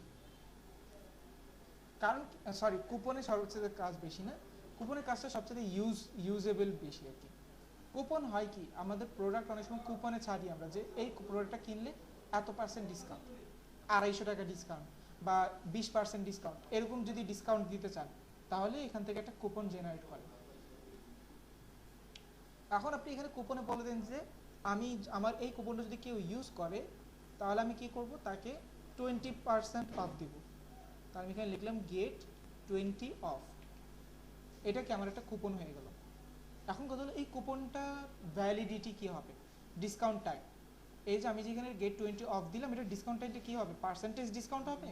পার্সেন্টেজ ডিসকাউন্ট হলে কত % ডিসকাউন্ট হবে, বা ফিক্সড কার্ট ডিসকাউন্ট, মানে আপনার 10টা প্রোডাক্ট আপনি কার্টে অ্যাড করছেন, 10টা প্রোডাক্ট অ্যাড করলে কার্ড থেকে ডিসকাউন্ট চাইবেন নাকি অন্য কিছু ফিক্সড প্রোডাক্ট ডিসকাউন্ট? আমি বলবো যে পার্সেন্টেজ ডিসকাউন্ট।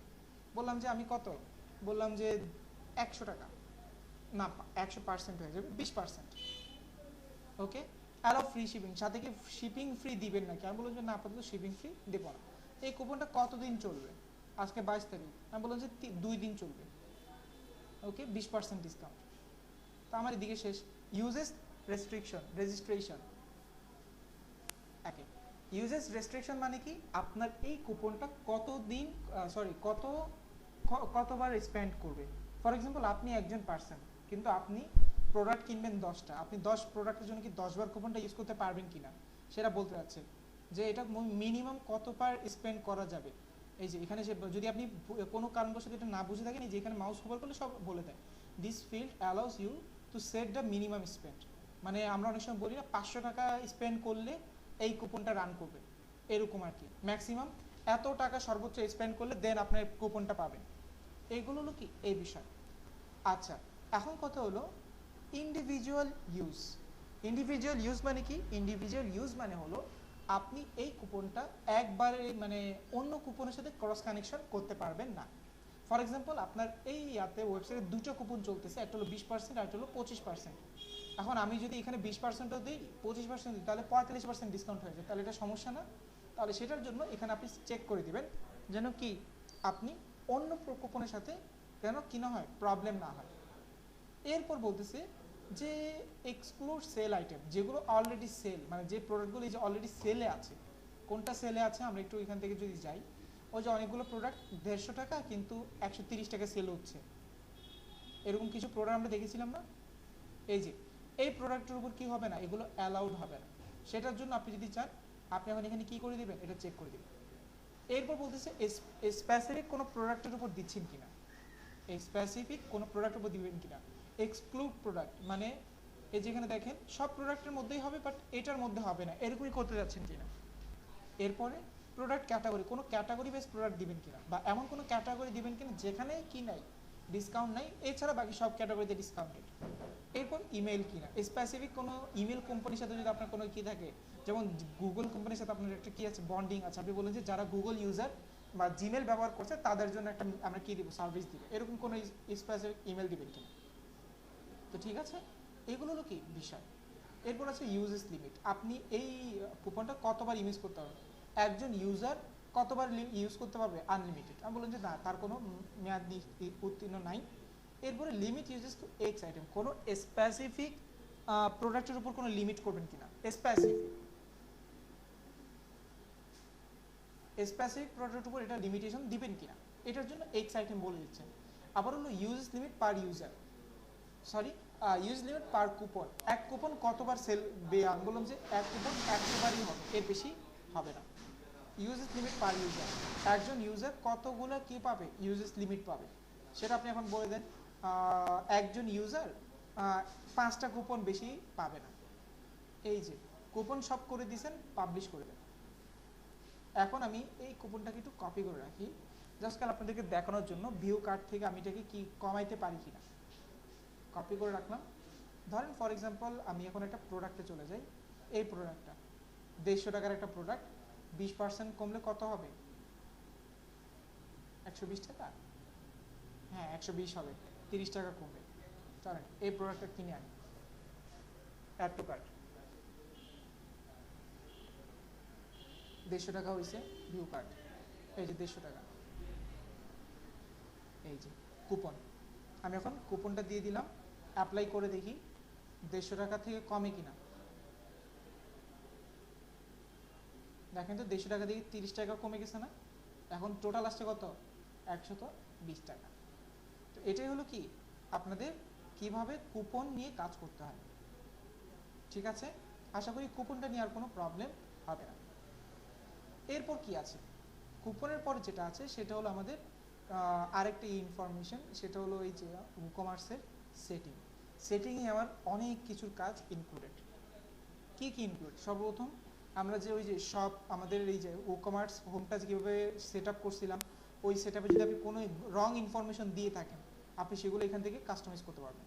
ঠিক আছে, এই যে জেনারেল অপশন, এখন কথা হলো আপনার এই প্রোডাক্টগুলো কি সবগুলো কান্ট্রিতে সেল হবে কিনা, সেল টু অল কান্ট্রিতে সেল হবে কিনা, না আপনি বলবেন তো না, আমি বলবো যে অল কান্ট্রি না, স্পেসিফিক কান্ট্রি। সেটা কোনটা? আমি বললাম যে বাংলাদেশ, শুধুমাত্র বাংলাদেশেই সেল হবে, অন্য কোনো জায়গায় কি হবে না, এটা সেল হবে না। জাস্ট এটা লিখে দিন। শিপিং লোকেশন, আপনি কি অল কান্ট্রি দিবেন? না, আমি বলবো যে অল কান্ট্রি দিব না, শুধুমাত্র ship to all country you sell to. আমি যে কান্ট্রিগুলোতে সেল করবো সেই কান্ট্রিগুলোই কি করবো, শিপিং করবো। শিপিং ডিফল্ট কাস্টমার লোকেশন কি কোনো স্পেসিফিক হওয়া লাগবে কিনা, এমন যে না, দরকার নেই, কাস্টমার আমার যেখান থেকে আসুক। এরপর ট্যাক্স, আমি যে প্রোডাক্টগুলো সেল করছি সেগুলো ট্যাক্স আসবে কিনা, এখানে ট্যাক্স নাই। এনাবেল কুপন, কুপন চলবে কিনা, অবশ্যই কুপন চলবে, ঠিক আছে। এরপরে কারেন্সি, এই যে কারেন্সি এখান থেকে চেঞ্জ করতে হবে, যেহেতু আমাদের বাংলাদেশি টাকা আমরা বাংলাদেশি রাখবো। কারেন্সি পজিশন রাইট, পজিশন মানে কি, এই যে কারেন্সিটা কি শেষে রাইট সাইডে, আমি চাচ্ছি লেফটে লাগবো, তাহলে আমাকে কি করতে হবে, এখানে কারেন্সিতে গিয়ে রাইটের জায়গায় লেফট করে দেবো, এতটুকুই পার্থক্য। এরপরে সেভ 1000 সেপারেটর, ওই যে মানে 1000 টাকা হলে বা 1100 টাকা হলে এদের মধ্যে সেপারেট কিভাবে করবেন, ওই কমা দিয়ে করে, ডেসিমাল সেপারেটর ডট দিয়ে করে, মানে দশমিক সংখ্যা কয়টা আসবে, দুইটা দেখাবে, সেভ। ওকে, জেনারেল প্রোডাক্টস আমার ডান। এরপর হলো প্রোডাক্টস, প্রোডাক্টসের মধ্যে কি আছে চলেন দেখে আসি। আচ্ছা, প্রোডাক্টের মধ্যে যেটা আছে সেটা হলো যে সর্বপ্রথম সব পেজ আপনার, এটা হলো WooCommerce-এর একটা ডিফল্ট সিস্টেম আর কি, যে আপনার কি কি সেটআপ আছে এবং আপনি সেখানে চেঞ্জ করতে চান কিনা। যেমন আপনার শপিং পেজ, আপনার শপ পেজ কোনটা, আপনি যখন এই যে সবগুলো ইনফরমেশন কোথায় দেখতে পান, আপনি যখন এখানে শপ নামক যে পেজটা আছে সেখানে দেখতে চান। এখানে তো কোনো অপশন নাই, জাস্ট আপনি এখানে যদি লেখেন SHOP শপ,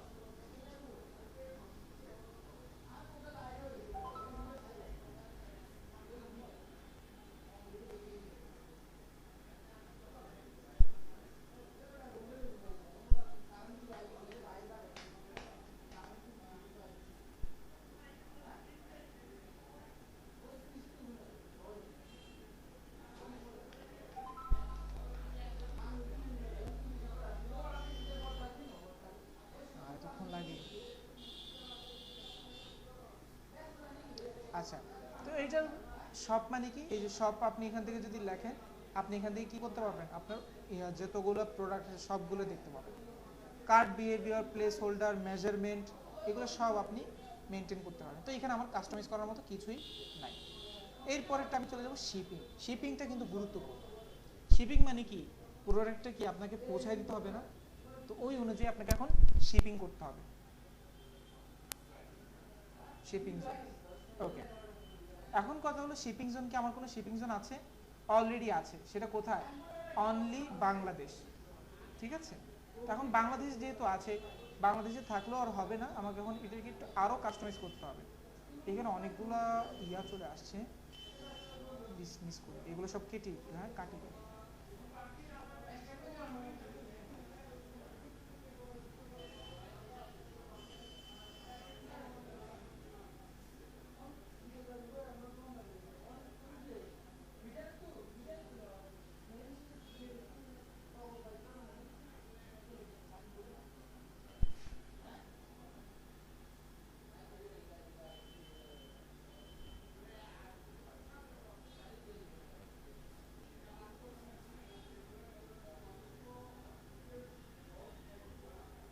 ওকে, এখন কথা হলো শিপিং জোন এটা কি রাখবেন কিনা। যদি বাংলাদেশ হয়, বাংলাদেশের মধ্যে আপনাকে এখন কি করতে হবে, এখানে ক্লিক করে বাংলাদেশের ভিতরে আরো কিছু ইনফরমেশন অ্যাড করতে হবে। লাইক বাংলাদেশেই তো আসলে করবেন, বাংলাদেশে কিভাবে করবেন। এখন কথা হলো এখানে ফ্রি শিপিং তো আর দেওয়া যাবে না, অবশ্যই এখানে আমরা চেঞ্জ করে দেব শিপিং মেথড। বাংলাদেশে কি শিপিং মেথড দিবেন, যেমন আপনি বাংলাদেশের মধ্যে কি শিপিং দিতে পারেন, অনেক ধরনের শিপিং দিতে পারেন, কিন্তু স্পেসিফিক শিপিং হলো কি কুরিয়ার, তাই না।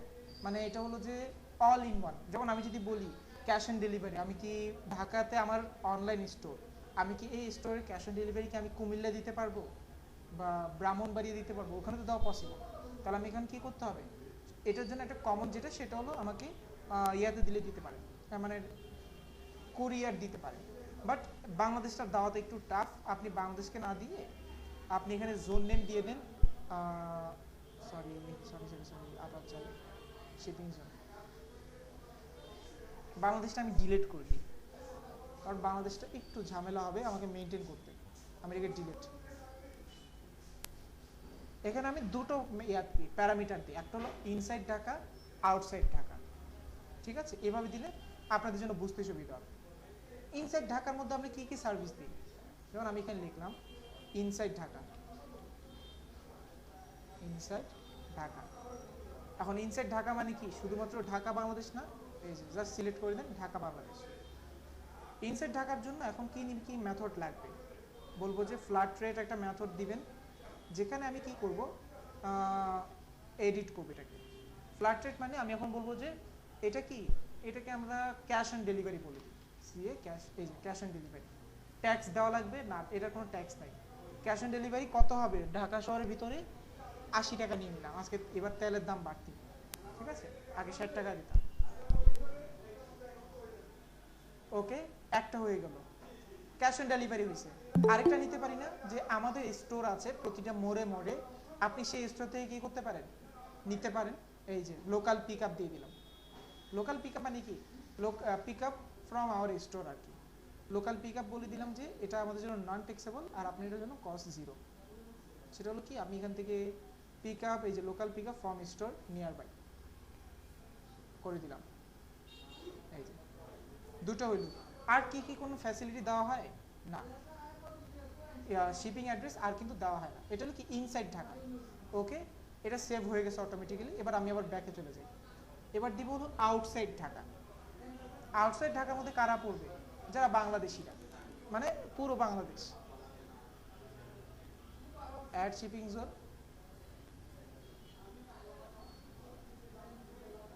আউটসাইড ঢাকা। এই যে আউটসাইড ঢাকার জন্য শুধু বাংলাদেশ দিলেই, বাগেরহাট কেন, বাংলাদেশ। ওকে, শিপিং মোড এখন এটা কি দিব, ফ্ল্যাট রেটে আমি দিয়ে দিব ক্যারিয়াতে কুরিয়ার। এই যে এখানে লিখে দিলাম, এই যে কুরিয়ার। কুরিয়ারের ইয়া কত, চার্জ কত, সারা দেশে মেবি 160 টাকা দিয়ে দিই এখন, ট্যাক্স দেওয়া লাগে না। সেভ। এই যে আপনি এই সেট আপটা করে ফেলছেন, সেভ হয়ে গেছে। সেভ করার পর এখন আপনি একটু চেক করেন যে আসলে কি ইয়া হয়েছে কিনা। আমার প্রোডাক্ট একটা লঞ্চ করা আছে, চেক আউটে চলে যাই।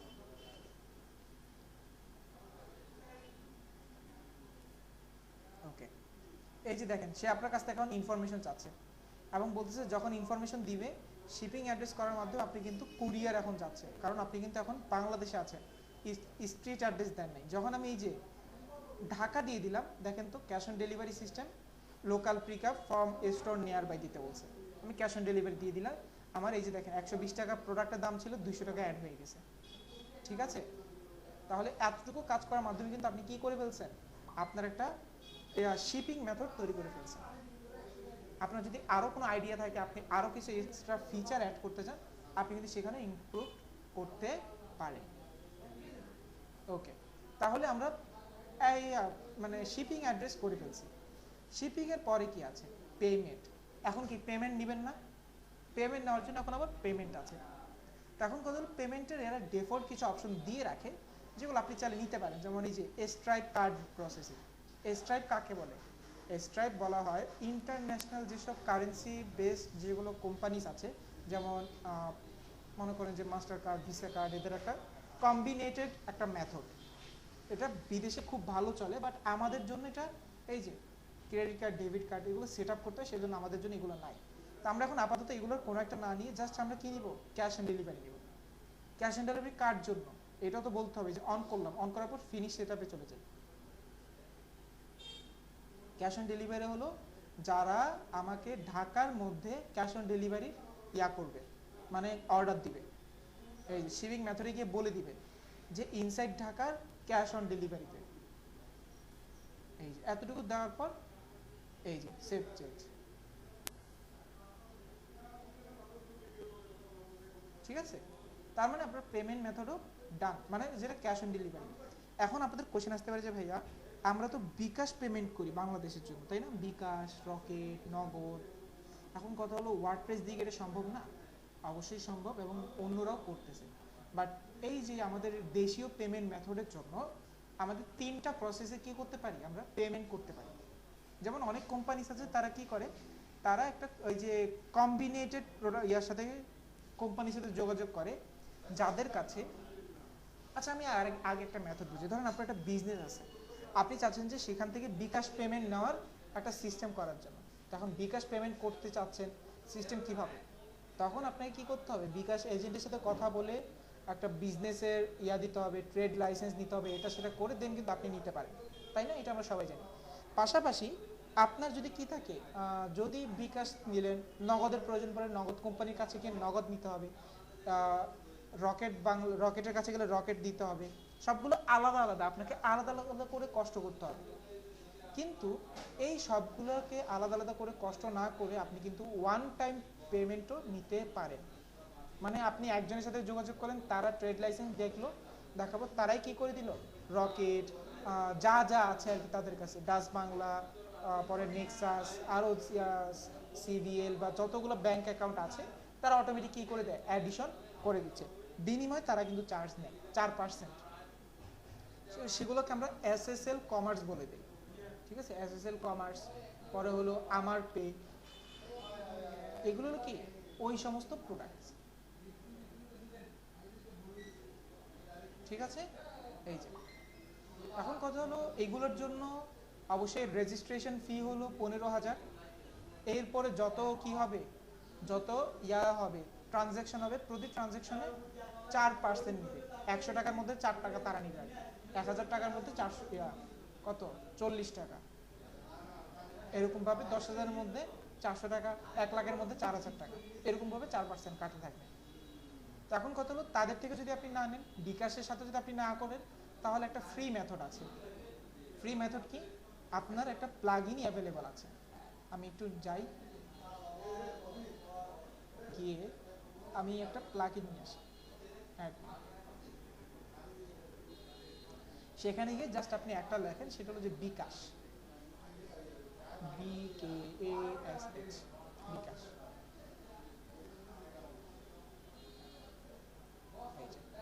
এখন দেখতে হবে বিকাশ কোনটা ভালো। এই যে বিকাশ, রকেট, নগদ, এটা একটু ভালো আছে মোটামুটি, এটাকে আপনি ইউজ করতে পারেন। দেখেন অন্যদের থেকে এটার ইনস্টলেশনও কি বেশি, ইনস্টল অ্যাক্টিভেট করে দেন। অ্যাক্টিভেট করার পর এই যে এখন ই-কমার্স সেটিং থেকে আবার একটু কি করেন, একটু সেভ করে পেমেন্ট মেথডটা কি করবেন, আবার একটু রিলোড করতে হবে আর কি, কারণ ওখানে সেটআপ চেঞ্জ হয়েছে। এই যে পেমেন্টে চলে গেলেন, পেমেন্টে চলে যাওয়ার পর কোথায় ওকে, আবার পেমেন্টে ক্লিক করি। এই যে এবার একটু নিচে দেখেন, আমাদের ক্যাশ অন ডেলিভারি নিচে কি কি আসছে, বিকাশ, রকেট, নগদ। এখন বিকাশ নিয়েছেন, তাহলে বিকাশে গিয়ে ম্যানেজ করেন। বিকাশ নাম্বার দিতে হবে না, নাম্বার না দিলে তো কাজ করবে না। এই যে এখন বিকাশ নাম্বার দেন, নাম্বার দিলাম, আমি একটা বানিয়ে দিলাম। আপনার এটা কি এজেন্ট নাম্বার না পার্সোনাল নাম্বার, আপনার যেটাই দেন, পার্সোনাল নাম্বার। এবং বলতেছেন যে যদি কেউ কি করে, বিকাশ পেমেন্ট করে, অবশ্যই কি বিকাশ চার্জও দিতে হবে 1 পয়েন্ট, এই যে 1.85% বিকাশ চার্জ নিতে পারে। সব কিছু দেওয়ার পর সেভ করে দিলেন, আপনার কাজ ডান, ঠিক আছে? সেম টু সেম আপনার রকেট, নগদ এরকমভাবে কি করে দিতে হবে, সেট আপ করে দিতে হবে। যদি আপনি সেট আপ করে দেন, এরপরে এখন আপনার মোটামুটি পর্যায়ে এতটুকুতে আপনার একটা অর্ডার কনফার্ম করার জন্য যতটুকু কাজের দরকার সবটুকু কাজ ডান। চেক করে দেখি, এই যে দেখেন আপনি কি কিসে পেমেন্ট করবেন। আমি বললাম যে ভাই আমি তো ক্যাশ অন ডেলিভারি করব, ক্যাশ অন ডেলিভারি হইলে তার আমার এই যে ক্যাশ অন ডেলিভারি সিস্টেমে আমি দিব, এই যে দিয়ে দিয়েছে, শেষ, প্লেস অর্ডার, অর্ডার কিন্তু প্লেস হয়ে যাবে। বাট আপনি দিচ্ছেন যে local pick up, local pick up হলে আগে কি দিতে হয়, টাকা দিতে হয়, তাই না? তো লোকাল পিক আপে ক্লিক করলাম, টাকা নিয়ে নিবে। এই যে এখন আর কোনো কি নেই, ক্যাশ অন ডেলিভারি সিস্টেম নেই। টাকা কি দিব, কোন নাম্বারে দিব, এই যে এই নাম্বারে দিতে বলতেছে। দেখেন এখানে কি বলতেছে যে আপনার বিকাশ কি করেন, এই নাম্বারে বিকাশ নাম্বার দেন, মানে টাকা সেন্ড করেন, কত টাকা? 120 টাকা, ঠিক আছে? তো এখন যদি 120 টাকা নেন, তাহলে এখানে আরেকটা প্রবলেম আছে, এখানে কিন্তু আরেকটা জিনিস অ্যাড হয়নি। 120 টাকার এই যে 1.85% কিন্তু সে রাখে নাই। আচ্ছা সমস্যা নেই, এটা রাখবে। এখানে ক্লিক করুন, এখন আপনি বিকাশ নাম্বার দিয়ে দেন। এরপরে বিকাশের কি ওই যে ট্রানজ্যাকশন আইডি থাকে না, এটা দিয়ে দেন। এরপর আপনি যদি প্লেস অর্ডার করেন, আপনার অর্ডারটা কি হয়ে যাবে, এখানে প্লেস হয়ে যাবে। ঠিক আছে, চলেন আমরা একটা অর্ডার করে আসি। ফেক ফিলার দিয়ে ফিল আপ করি। ফিল আপ করার পর ডিস্ট্রিক্ট নোয়াখালী, আচ্ছা ঢাকাতে নিব তাই না?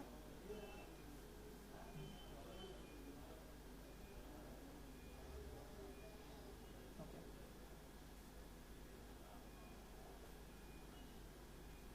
ক্যাশ অন ডেলিভারি নিবে, বিকাশে দিবে।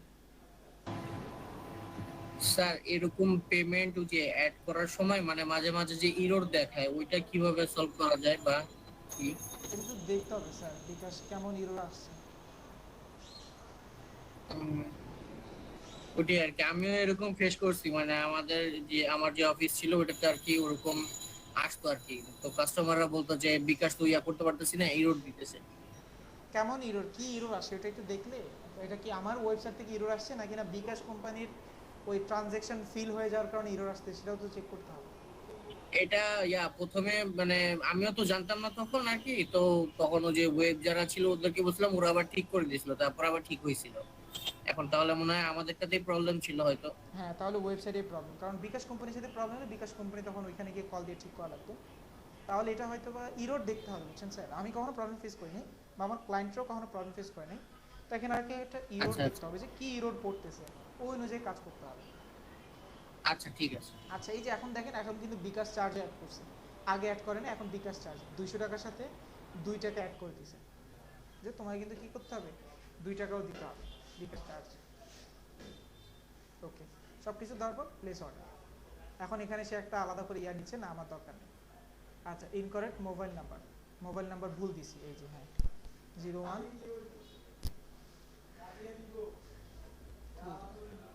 আর হজবরল দিয়ে দিছে, প্লেস অর্ডার।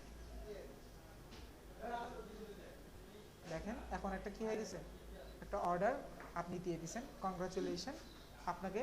এই যে একটা ব্রাউন জিন্সের একটা অর্ডার আপনি করেছেন, সেটার জন্য 30 টাকার ডিসকাউন্ট পেয়েছেন এবং 80 টাকা ক্যাশ অন ডেলিভারির একটা চার্জ নিয়েছেন, এবং বিকাশ চার্জ নিয়ে 2 টাকা, যার কারণে আপনার মূল চার্জ হলো কত, 100, এই যে এখানে 120, 280, 200 আর 202 টাকা।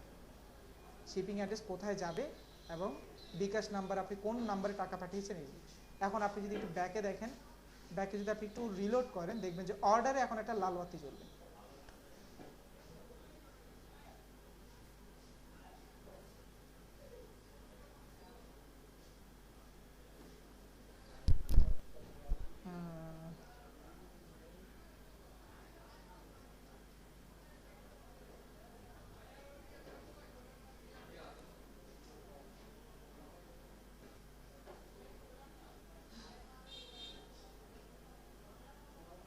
কই রে, এই যে প্রোডাক্ট অর্ডারস, অর্ডারস তো এখান থেকে তো একটা ইনফর্ম করার কথা, এই যে ঠিক আছে, একটা অর্ডার চলে আসছে, হোল্ডে আছে। এখন আপনি ক্লায়েন্টকে ফোন দিবেন বা ইউজারকে ফোন দিবেন, ইউজারকে ফোন দিয়ে বলবেন যে আপনার তো অর্ডার একটা পেয়েছি, আপনার এই অর্ডারটাকে কনফার্ম করবো কিনা। অলরেডি তো পেমেন্ট করে দিয়েছে, যদি তারা কি করে ক্যাশ অন ডেলিভারি করে, তখন অবশ্যই অর্ডার পেমেন্ট কনফার্ম করার আগে এই যে এখান থেকে আপনি চুজ এন অ্যাকশন, যে আপনি যাই করেন না কেন সেটা আগে জানাবেন। যেমন অন হোল্ড থেকে এখন সেটা কী হয়ে যাবে, প্রসেসিং, মানে তখন হোল্ডে ছিল এখন প্রসেসিং। এখন ক্লায়েন্টকে ইমেল দিয়ে জানাবেন যে তোমার এটা কিন্তু প্রসেসিংয়ে আছে, ঠিক আছে। সে কি অর্ডার করেছে, এই যে বিকাশ চার্জ করেছে, বিকাশ চার্জ যদি 2 টাকা দেওয়া লাগছে, ক্যাশ অন ডেলিভারির জন্য 80 টাকা দিচ্ছে সে, এবং আরও কী কী করেছে এই যে সব ইনফরমেশন সে এখানে ইউজ করেছে, ঠিক আছে। এরপরে আরও কী কী আছে, কাস্টম ফিল্ড, এগুলো আপনাদের দরকার নেই, যতটুকু উপরে আছে ততটুকু ডান। এরপরে আপডেট করে দিলে তাকে এখন কী করে দেবে, তার এখন একটা মেল চলে যাবে যে আপনার অর্ডারটা প্রসেসিংয়ে আছে। এরকম যখন কমপ্লিট হয়ে যাবে তখন অর্ডারটা কমপ্লিটেড একটা কি দিবে, মেসেজ দিবে। ঠিক আছে, তো এভাবে একটা ওয়েবসাইট কি করা যায়, এভাবে একটা ওয়েবসাইট লঞ্চ করা যায়, বা আপনি প্রোডাক্ট মেনটেন্যান্স করতে পারেন। এইভাবে প্রোডাক্ট থেকে শুরু করে সর্ব ধরনের কার্যক্রম করতে পারেন। আচ্ছা, আর কিছু বাকি আছে কিনা একটু চেক করি। ই কমার্সের সেটিংয়ের মধ্যে পেমেন্ট পর্যন্ত চলে গেছে, পেমেন্টের পরে আর তেমন কিছু থাকে না, যদিও বাকিগুলো থাকে অতিরিক্ত account privacy, email integration, advance. তো এগুলো আমাদের মূলত দরকার নেই তেমন একটা। অ্যাকাউন্ট অ্যান্ড প্রাইভেসির কিছু কিছু কাজ দরকার আছে, বাট ওগুলো এত নেসেসারি না। আপনি কাকে কোন মেইল পাঠাবেন, গেস্ট চেক আউট করতে পারবে কিনা, এগুলো কিছু বিষয় আছে। ঠিক আছে, তো আপাতত আমি মনে করছি যে যতটুকু আলোচনা করেছি, এই যে এখন আবার দেখাচ্ছে অর্ডারস, মানে একটু টাইম রাখে মনে হয় অর্ডারটা শো করাতে, সেজন্য।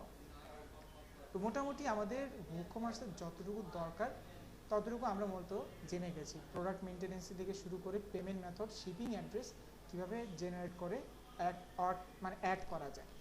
ওকে, অল ডান। এখন আমাদের লাস্ট আরেকটা কাজ হলো কি, সেটা হলো যে আমাদের এই যে যেটা আছে ফর্ম, যেটা মানে আমি তো কেটে দিয়েছি, এই যে ভিজিট সাইটে যাই, আমরা যে ওই যে কার্ড যে দেখি না, একটু কার্ড বা ওই যে আপনার ফর্ম ভ্যালিডেশন যে দেখতাম, চলেন একটা কেনাকাটা করি।